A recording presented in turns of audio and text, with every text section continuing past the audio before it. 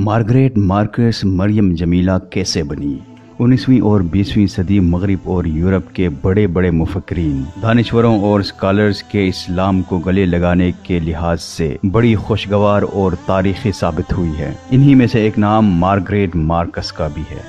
Margaret Marcus 1934 में एक German यहूदी घराने में न्यूयॉर्क अमेरिका में पैदा हुई। वो एक आम बच्ची न थी। घर का माहौल और इसका मजहब इसे जो कुछ सिखाता था इससे दूर परे कुछ और नजर आता था। जब इस संडे स्कूल में भेजा गया और जल्द ही इसे हस्ब ज़ाब्ता यहूदी कौम की अलमनाक तारीख से आगाही हासिल हुई। एक खोज थी जो इसके दिल में इज़्तिराबी कैफियत पैदा करती। स्कूल में पढ़ती थी तो अरब कल्चर से मुतासिर हुई। मार्गरेट मार्कस मजलूम फ़लस्तीनियों की हालत ज़ार पर दुखी रहती थी, इसीलिए उन्होंने सिर्फ 12 साल की उम्र में अहमद खलील के नाम से एक नावल लिखा।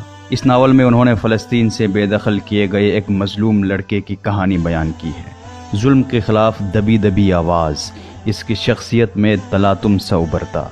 मार्गरेट मार्कस यहूदियत के सियाह चेहरे से आशना हुई और इन्हें ये जानकर बहुत दुख हुआ कि कौम यहूद अक़वाम आलम में सबसे ज़्यादा मफाद परस्त और खुदगर्ज़ कौम है। मार्गरेट ने 10 साल की उम्र में अरब तहजीब, अरब में यहूदियों के दरमियान तारीख़ी रिश्ते के मुतालिक किताबें पढ़ना शुरू कर दी। इसने यूनिवर्सिटी में दाखिला लिया लेकिन क्लासेस शुरू होने से पहले ही यूनिवर्सिटी छोड़ दी। 1953 में न्यूयॉर्क यूनिवर्सिटी में दोबारा दाखिला लिया। वहाँ इसने यहूदी मजहब की तमाम किताबों को पढ़ा लेकिन इसे सच्चाई नज़र न आई। बेसुकूनी की कैफियत कायम रही और इसी कैफियत ने इसे नफ्सियाती तौर पर निडाल कर दिया। नर्वस ब्रेकडाउन ने इसे फिर यूनिवर्सिटी की सतह से दूर कर दिया। शायद ये वो दौर था जब इसने अपने अंदर की सच्चाई को टटोलना शुरू किया। अब ये उम्र की 26वीं मंजिल में पहुंच गई थी और इनके मुताले का असल महवर मजहब करार पा गया था और इस ज़मीन में अपने वालिदैन से रहनुमाई हासिल करने की कोशिश करती तो वो बेटी को कोई ऐसी राह न बता सकते थे जो इसके लिए ज़हनी इत्मीनान का बाइस हो सकती थी। यहूदियत और ईसाईयत की किताबों का मार्गरेट ने मुताला किया और इन मज़ाहिब की कई तंजीमों के रहनुमाओं से मुलाकातें भी की लेकिन इन्हें इत्मीनान क़ल्ब की दौलत हासिल न हो सकी।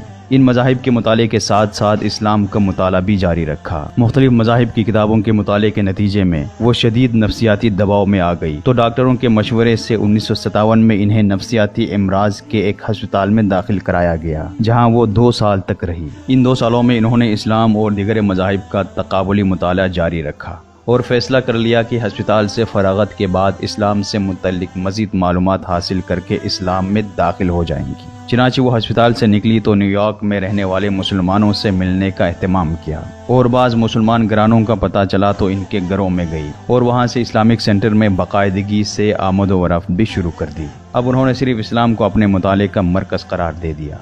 पहले एक अंग्रेज़ी तर्जुमा कुरान हासिल किया जो एक मुतासिब ईसाई पादरी का तर्जुमा था। इस तर्जुमे से इन्हें तासुब का पता चल गया। इसके बाद इन्हें किसी पब्लिक लाइब्रेरी से अल्लामा मोहम्मद असद का तर्जुमा किया हुआ कुरान मिला। इस दौरान उन्होंने अल्लामा मोहम्मद असद की किताब रोड टू मक्का पढ़ी और दूसरी चंद किताबें भी पढ़ी। अल्लामा मोहम्मद असद की किताब दी रोड टू मक्का से बहुत मुतासिर थी। यहाँ आपको मोहम्मद असद के मुतालिक बताते चलूँ कि मोहम्मद असद 20वीं सदी के बाअसर यूरोपियन मुसलमानों में शुमार किए जाते हैं। ये वही मोहम्मद असद हैं जो अल्लामा इकबाल के नज़रिया पाकिस्तान से मुत्तफिक थे। 1947 में इन्हें पाकिस्तानी शहरियत दी गई थी। उन्होंने पाकिस्तान के पहले आइन की तश्कील में ख़ास मावनत की थी। खुद अल्लामा मोहम्मद असद 32 साल की उम्र में इस्लाम के दायरे कार में दाखिल हुए थे। इससे पहले वो यहूदी मजहब के पैरोकार थे। मार्गरेट मार्कस की मोहम्मद असद की किताब से दिलचस्पी की वजह भी गालिबन यही थी। मार्गरेट मार्कस ने न्यूयॉर्क में एक यहूदी स्कॉलर इब्राहिम से इस्लाम और यहूदियत के मुतालिक पढ़ा। ये एक ऐसा कोर्स था जिसने मार्गरेट के दिल में बहुत से नुकात को वाज़ेह कर दिया और यहूदियत की तरफ माइल होने की बजाय इस्लाम की जानिब इसका रुझान बढ़ता गया। इनकी आमदनी का ज़्यादातर हिस्सा किताबों की ख़रीदारी और इस्लाम को हर पहलू से समझने, लोगों से मेल मुलाकात और मुख्तलिफ इस्लामी मुल्कों के अहले इल्म से ख़त किताबत में सरफ हो जाता था। इस्लाम की माशरती ज़िंदगी से आगाह होने के लिए वो लोगों के घरों में भी जाती और इनके रहन सहन तौर तरीक़ों का मुशाहिदा करती थी। उस ज़माने में जिन मुसलमान असहाब इल्म से उन्होंने मरासलत की उनमें डॉक्टर फाजिल जमाल, ये उस वक़्त अक़वाम मुत्तहिदा में इराक़ी हुकूमत के मंदूब थे, डॉक्टर महमूद, साबिक director Islamic centre Washington, Sheikh Mohammad Bashir इब्राहिमी, साबिक सदर उलमाए अल जज़ायर, डॉक्टर मोहम्मद हमीदुल्लाह हैदराबादी, डॉक्टर सईद रमज़ान, साबिक सदर इस्लामिक सेंटर जेनेवा शामिल थे। یہاں یہ بتانا ضروری ہے کہ وہ مولانا مودودی سے کس طرح متعارف ہوئی اور یہ تعارف آگے چل کر کس قالب میں ڈلا اور اس سے کیا نتائج نمودار ہوئے۔ مولانا مودودی کا ایک مقالہ لائف آفٹر ڈیتھ کے عنوان سے ڈربن کے ایک مجلہ دی مسلم ڈائجسٹ میں شائع ہوا تھا، جو قبول اسلام سے قبل مارگریٹ مارکس کی نظر سے گزرا اور انہوں نے بڑی دلچسپی سے اس کا مطالعہ کیا۔ وہ اس موضوع پر اکثر اپنے والدین اور بعض دیگر حضرات سے گفتگو کرتی رہتی تھی، لیکن انہیں کسی طرف سے اس کا اطمینان بخش جواب نہیں مل رہا تھا۔ اب مولانا مودودی کا مقالہ پڑھا تو اس سے بہت متاثر ہوئی اور اس موضوع سے متعلق ان کے تمام مشکوک رفع ہو گئے۔ 1960 کے آخر میں انہوں نے میگزین کے ایڈیٹر سے سید ابو الاعلی مودودی کا ایڈریس حاصل کر لیا اور خط لکھنا شروع کر دیا۔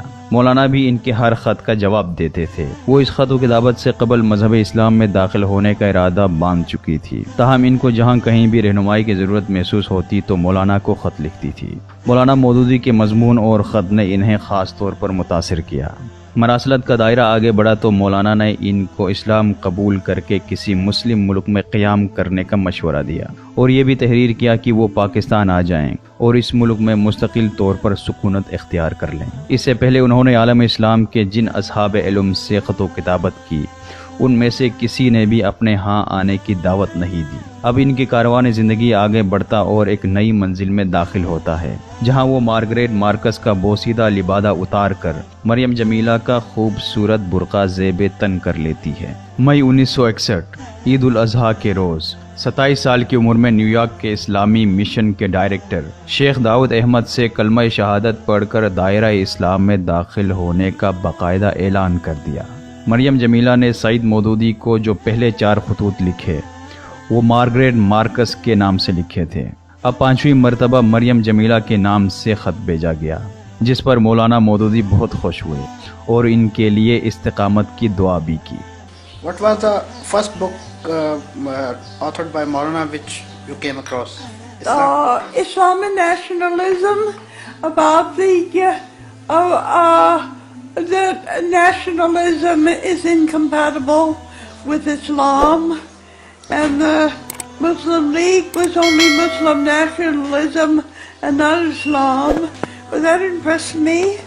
And then there was also Maulana's refutation of the Munir report in 1954. He sent me, and I was impressed with that.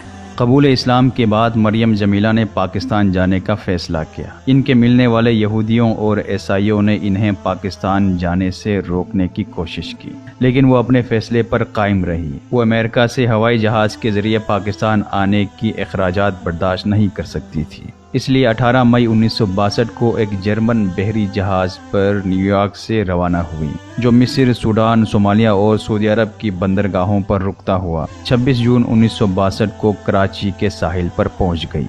Karachi کی بندرگاہ پر جماعت اسلامی کے چند ارکان نے ان کا استقبال کیا، پھر 30 جون کو لاہور پہنچ گئی۔ یہاں میاں طفیل احمد ان کے استقبال کے لیے موجود تھے۔ انہوں نے انہیں مولانا مودودی کے گھر پہنچایا۔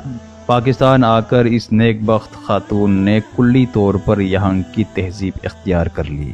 اگست 1963 کو ان کا نکاح مولانا مودودی نے چند لوگوں کی موجودگی میں جماعت اسلامی کے ایک رکن محمد یوسف خان سے پڑھایا۔ ان کے عقد میں پہلے سے ہی ایک بیوی شفیقہ بھی تھی۔ اس وقت مریم جمیلہ کی عمر 29 سال اور یوسف خان کی عمر 39 سال تھی۔ یہ شادی بھی مثالی ثابت ہوا۔ ابتدا ہی سے ان تینوں محمد یوسف، شفیقہ اور مریم جمیلہ کی آپس میں محبت اعلیٰ درجے کی تھی۔ کوئی بھی عورت عموماً یہ برداشت نہیں کرتی کہ اس کے گھر میں سوکن کی حیثیت سے دوسری عورت آ جائے، لیکن شفیقہ صاحبہ مولانا سے رشتہ مانگنے خود گئی تھی۔ شفیقہ اور مریم جمیلہ کی آپس میں سگی بہنوں کی طرح محبت تھی۔ شفیقہ کی وفات کے بعد مریم جمیلہ نے وصیت کی تھی کہ ان کو شفیقہ کے قریب دفن کیا جائے۔ محمد یوسف خان کا یہ گھر مثالی اسلامی گھرانہ تھا۔ ان کی تحریریں اور کتابیں محمد یوسف خود شائع کیا کرتے تھے۔ مریم جمیلہ وہ خوش بخت خاتون تھی جنہوں نے نہ صرف یہودیت کو چھوڑ کر اسلام کی آغوش رحمت میں پناہ لی، بلکہ اسلام کی خاطر امریکہ کو چھوڑ کر پاکستان ہجرت بھی کی۔ اتنا ہی نہیں بلکہ مغربی فکر و تہذیب کا بے لاگ اور بے باک تنقیدی جائزہ لے کر اس کی خرابیوں کو منظر عام پر لانے کی قابل قدر کوشش بھی کی۔ وہ صرف گفتار کے غازی نہ تھی بلکہ عمل کر کے بھی دکھاتی تھی۔ مریم جمیلہ نے جو ہی اسلام قبول کیا فوراً ہی اس کے فکر و تہذیب کے سانچے میں ڈل گئی۔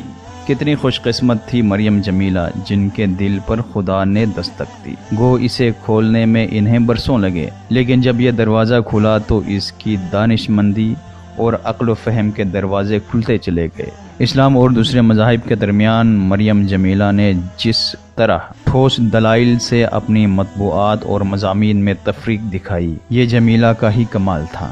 تقریباً 30 سے زائد انہوں نے کتابیں لکھی جو اردو، بنگالی، ترکی اور انڈونیشیائی زبان میں ترجمے کے ساتھ چھپ چکی ہے۔ مریم جمیلہ ان باکمال مسلمان خواتین میں شمار کی جاتی ہیں جنہوں نے مغرب کی اسلام دشمنی کے خلاف قلم سے جہاد کیا۔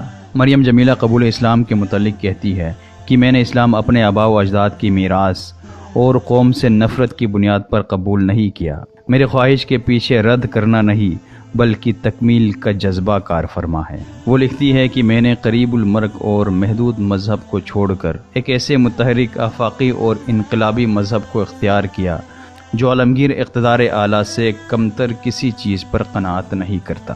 مریم جمیلہ نے مختلف موضوعات پر 34 کتابیں لکھی جن میں ایک بڑا حصہ مغربی فکر و تہذیب پر انتہائی تلخ اور چبھتی ہوئی تنقید پر مشتمل ہے۔ اس عظیم کارخیر کے لیے امت مسلمہ ہمیشہ ان کی احسان مند رہے گی۔ اب آپ کے سامنے چند ان کی اہم کتابوں کا مختصر تعارف پیش کروں گا۔ اسلام ان تھیوری اینڈ پریکٹس، یہ مریم جمیلہ کی سب سے اہم تصنیف ہے جو سب سے پہلے 1967 میں شائع ہوئی۔ اس کتاب کو 4 ابواب میں تقسیم کیا ہے۔